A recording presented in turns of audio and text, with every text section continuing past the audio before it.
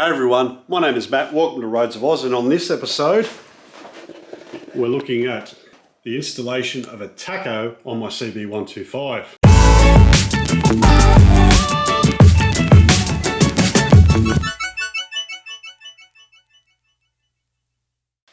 Hey everyone, how's it going? Welcome to Roads of Oz, my name is Matt. On this episode we're looking at, is it worth getting the tacho on the CB125e? So on my review video, you heard me complaining about the CB125e not having a tachometer, and just recently went out and bought a full instrumentation because the dash was starting to play up on the CB125e. Now as you can see, it's taken quite a hit here, and the dash was starting to play up a bit, giving irregular kilometres and things like that, and sometimes not ticking over properly. So I thought now is a good time as any to buy a new dash. As you can see, the dash does look a lot better. It looks far more complete than the old dash, and very happy with that. But is it really necessary? Well, in my opinion, no. You don't really need it.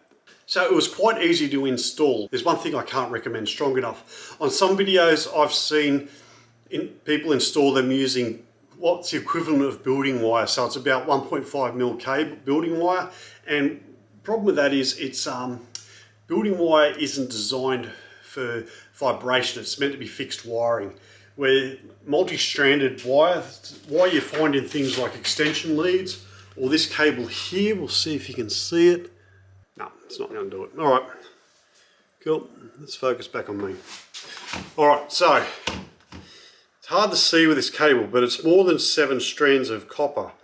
It's actually something like 25 to 30 strands. I can't remember off the top of my head, but this is what you need. It's got to be far more flexible than your normal cable. Best way to test it, if it flops down like this, perfect. This is what you need. So there's my tip. If you're gonna, when you do the wiring, because there's only one wire you need to add, and that's this, and that's for the tachometer. The rest, it's all like for like. You disconnect it, the colors are all the same, everything's the same on it. Links up here for a proper installation, I was really happy with. As I said, the only difference I'd have is this type of cable. It needs to be far more flexible than what I see on some other installations. Apart from that, very easy to do, so definitely have a crack at it. Did it make the life on my bike easier? No, it's actually made it more stressing. Watching a bike rev to 7,000 RPMs, 8,000 RPMs, not the most fun. And that's where I was revving, and I was blissfully ignorant about it. And in my mind, I thought, well, am I revving it far enough? I didn't know, and I thought the tacho would be a good option. Turns out it wasn't, but it looks far more visually appealing on the bike and would be far easier to sell down the track.